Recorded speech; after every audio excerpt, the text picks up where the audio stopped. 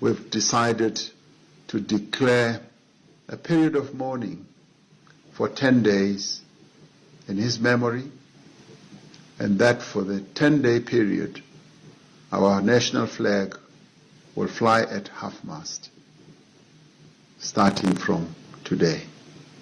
May his soul rest in peace.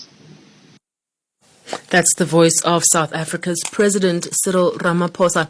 Well, the death of Zambia's first president and founding father, Kenneth Kaunda, has not only saddened Zambians but the international community as well. Zambia's icon, who has been described as God's gift to Zambia by his former first cabinet minister, died on Thursday, aged 97, after an illness. Channel Africa's Arthur Davis Sikopo has more from Lusaka.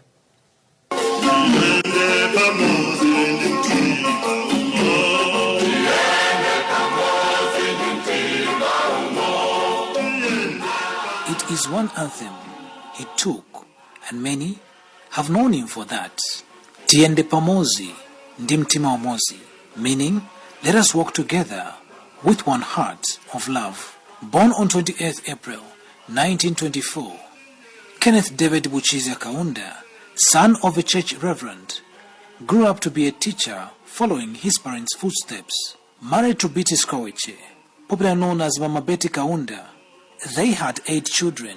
Kaunda was actively involved in the freedom struggle of Northern Rhodesia, then, now Zambia, until the country became independent in 1964. And then he ruled, now Zambia, for 27 years, mostly under one-party rule. Dr. Kaunda was not only instrumental in championing peace in the country, but on the continent as well, as widely projected on the 23rd of October 1978. We in Zambia are peaceful people, peace-loving. I challenge anyone to say today here that Zambia is a warmongering nation. I met John Foster, the arch-fascist and racist, on a bridge in search of peace. I failed. Joshua Nkomo came here and said he was going to have another try. I said, Joshua, don't. This thing is dirty. He went to Salisbury. For weeks he was there. He failed. He was in search of peace. Ian Smith has come here. I have allowed Smith to come here on a number of occasions in search of peace. But I'm a man with a conscience, clear conscience.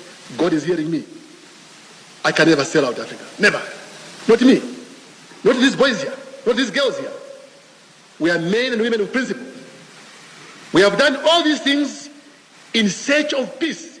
But it has to be genuine peace. Anything else, you can kill us. Zambians will be born out of our blood. We'll continue to fight.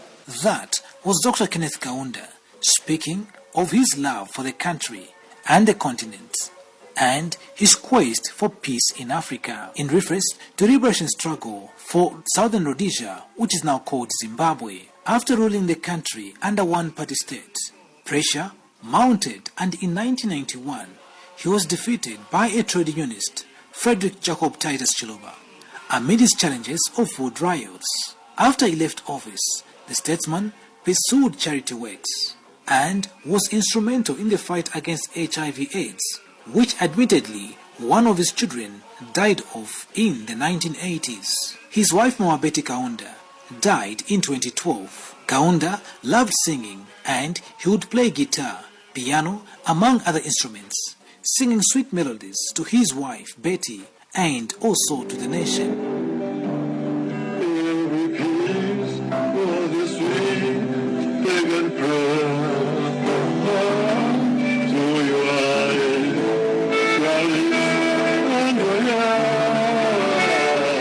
As old age caught up, the then retired and seemingly tired Kaunda, popularly known as KK in the country, grew out of public life as his health equally started failing him. He has been unwell, compounded with old age, and on Monday, 14th June 2021, it was announced that he was ill and admitted at a military hospital in Lusaka. Thursday noon, social media became awash with messages of his demise, and government, through Secretary to Cabinet, Dr. Simon Miti, announced later that the statesman died at 14:30 hours at Mainasoko Military Hospital. Dr. Edgar Chagwa Lungu, President of the Republic of Zambia, announces to the nation and the international community the passing of our beloved founding father, icon and global statesman, His Excellency Dr. Kenneth David Kaunda, died peacefully this afternoon at 14:30 hours. The fallen hero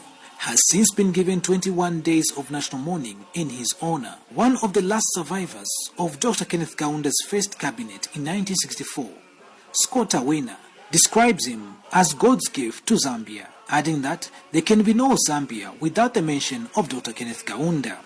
Great loss to Zambia. Kenneth Kaunda was God's gift to the people of Zambia, and that gift has now been taken away.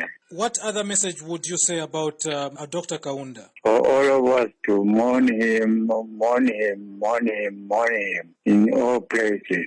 It is impossible to imagine and without Kenneth Kaunda.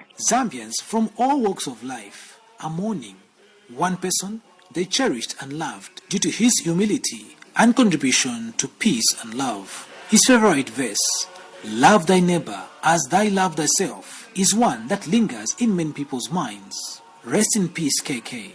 Zambia, Africa, and the world at large mourns you. Arthur Davis Kopo, Channel Africa in Lusaka, Zambia.